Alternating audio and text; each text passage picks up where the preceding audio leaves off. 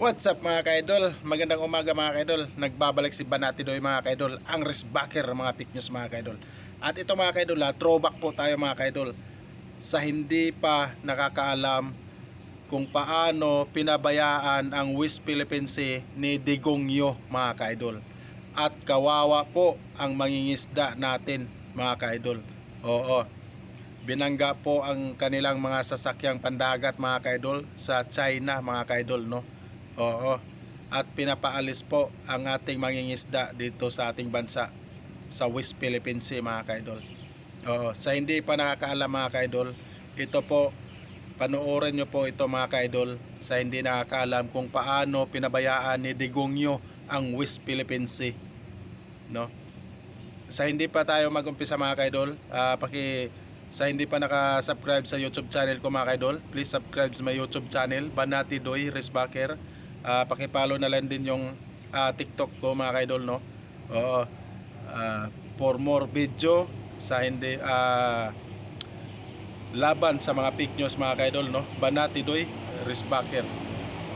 Ito mga kaidol, throwback po tayo mga kaidol sa hindi pa nakakaalam kung paano tinatrato sa China ang ating bansa, yung West Philippine Sea mga kaidol, na gustong agawin nila mga kaidol yung West Philippine Sea mga kaidol, no?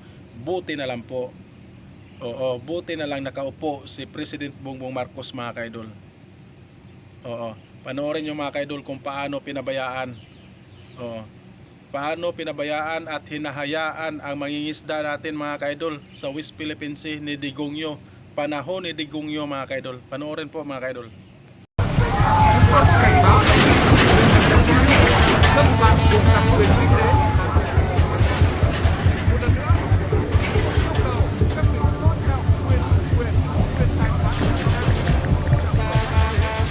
Sa sarili po naming bansa, hindi po kami malaya na mangisda po sa sarili naming isla.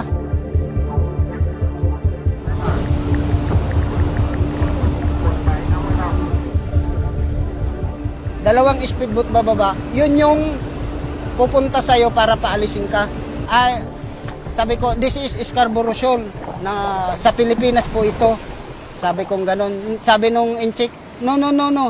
This is Chinese territory. Sabi nila, you go back Philippines.